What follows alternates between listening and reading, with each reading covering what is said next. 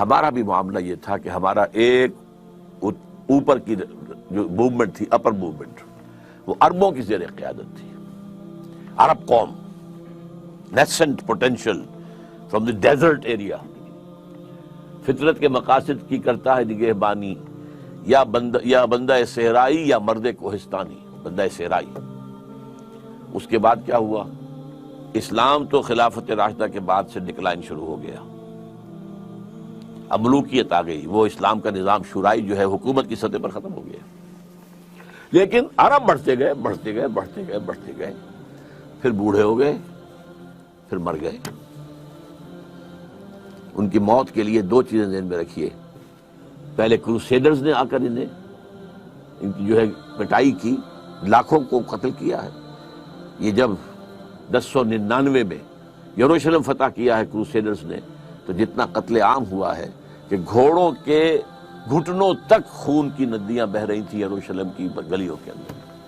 اور یہ لکھنے والے ویسٹرن جو ہیں آتھرز ہیں، انہوں نے شرم کے ساتھ سر جیسے معلوم ہوتا ہے کہ نیچے کیا ہوا ہے، اور شرما کر بات لکھ رہے ہیں، حقیقت کو لکھا ضرور ہے انہوں نے. اور اس کے بعد تاتاریوں کے ہاتھوں آئے اور کروڑوں مسلمان قتل ہوئے. Not lakhs, note it, literally کروڑوں. پوری خارزم شاہ کی حکومت عظیم ترین، دی گریٹر خراسان، دی خراسان بزرگ، دی گریٹر خراسان، ختم.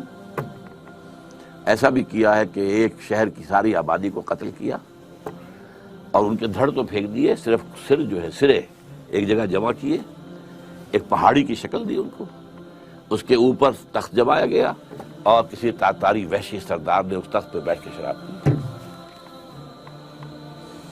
This happened in the 13th century of Christian era. 1258 میں فال آف بغداد کے ساتھ عرب قوم کی موت واقع ہو گئی. قومیں رہتی ہیں، اس کے بعد ان کے لیے قیادت نہیں تھی. اس کے بعد سے مسلم ورلڈ کی، مسلم امہ کی قیادت عربوں کے ہاتھ میں نہیں ہے. ہاں، اللہ کی طرف سے یہ معجزہ ہو گیا، جنہوں نے کروڑوں مسلمانوں کو قتل کیا تھا وہ خود اسلام لے آئے. ہے آیا فتنہ تاتار کے افسانے سے، پاسباں مل گئے کعبے کو صنم خانے سے. اس کے بعد 4 عظیم ترین مملکتیں جو بنی ہیں انڈیا میں، کون تھے یہ؟ خاص طور پر مغل، ترکان تیموری، یہ ترک تھے. ایران میں ترکان صفوی، دی صفوید ٹرکس، پھر دی سلجوق ٹرکس، مڈل ایسٹ کے اندر سلجوقی، اور اناطولیہ سے جو ایشیا مائنر سے شروع ہو کر جو نکلے ہیں، پھر آٹومان ٹرکس. تو آپ کو معلوم ہے کہ یورپ کا مشرقی حصہ پورا فتح کیا. ویانا کی سیج تک گئے ہیں، وہاں سے واپسی شروع ہوئی ہے. جیسے حضور کے زمانے میں ٹورز تک پہنچ گئے تھے، تقریباً 200 میل رہ گیا تھا پیرس حضور کے بعد صلی اللہ علیہ وسلم. حضور کا انتقال تو 632 میں ہو گیا ہے. اس کے بعد جو ہے 732 میں وہ شکست ہوئی ہے وہاں پر. اسی طرح ویانا کا جب اٹھانا پڑا ہے محاصرہ، تو وہاں سے بیکورڈ موومنٹ شروع ہوئی ہے. لیکن یہ کہ یورپ کا بہت بڑا حصہ جو ہے ترکوں کے زیر نگی رہا ہے. 400 برس تک خلافت بھی ان کے پاس رہی. پھر ڈاؤن فال آ گیا. اب ہم اس دوسرے ڈاؤن فال کے لوئسٹ ایب پر کھڑے ہوئے ہیں، اور یہ لوئسٹ ایب شروع ہوا ہے 1924 سے. 1924 میں خلافت ختم ہوئی. صرف ایک سمبل تھا، a symbol of Muslim unity, ختم. اور سن 14 سے 18 تک کی جو جنگ تھی، اس کے نتیجے میں great Ottoman empire just vanished from the surface of the earth, اور at least I can say from the map of the world. زمین تو ختم نہیں ہوا کرتی نا، لیکن یہ کہ بھارت ایٹومان امپائر کہاں تھی یہ آج کوئی بھی نہیں بتا سکتا. کہاں بتائیے نقشے کے اندر کہاں تھی؟ حصے بکھرے ہو گئے عالم اسلام کے. بغاوت کروائی تھی ترکوں کے خلاف عربوں سے. کرنل لارنس، اس نے جو بغاوت کروائی ہے، یہ جو شاہ بیٹھا ہوا حسین کا، اس کا پردادا جو تھا، اس نے بغاوت کی تھی اور ترکوں کو ذبح کیا تھا، ترکوں کو قتل کیا تھا. حرم شریف میں قتل کیا ہے ترکوں کو، اس لیے کہ قلعہ موجود تھا. جو لوگ، اب تو وہ ختم ہو گیا قلعہ، جو لوگ کچھ عرصے پہلے گئے ہیں وہاں پر، تو پہاڑی جو ہے باب عبدالعزیز کے سامنے وہاں پہاڑی نظر آتی ہے، اور پہاڑی کے اوپر ترکوں کا قلعہ ابھی تک موجود تھا. وہ وہاں موجود تھے، توپیں موجود تھیں، وہ توپیں چلا سکتے تھے، لیکن انہوں نے خانہ کعبہ کو نقصان پہنچانا گوارا نہیں کیا. ان کی نگاہوں کے سامنے ترک جو ہے فوجی وہاں پر ذبح کیے جاتے. اور وعدہ کیا تھا؟ ہم تمہیں آزادی دیں گے. ترکوں کے غلام کیوں ہو گئے ہو؟ آزادی کیا دی؟ سب حصے بکھرے کر لیے. عراق انگریزوں کے پاس رہے گا، مصر انگریزوں کے پاس رہے گا، شام فرانسیسیوں کے پاس رہے گا، فلسطین کا بھی مینڈیٹ انگریزوں کے پاس رہے گا، لیبیا اطالویوں کے پاس رہے گا، الجزائر فرانس کے پاس رہے گا، وغیرہ وغیرہ، موریٹانیہ اسپین کے پاس رہے گا، وغیرہ وغیرہ. تو یہ لوور اسٹیپ تھا.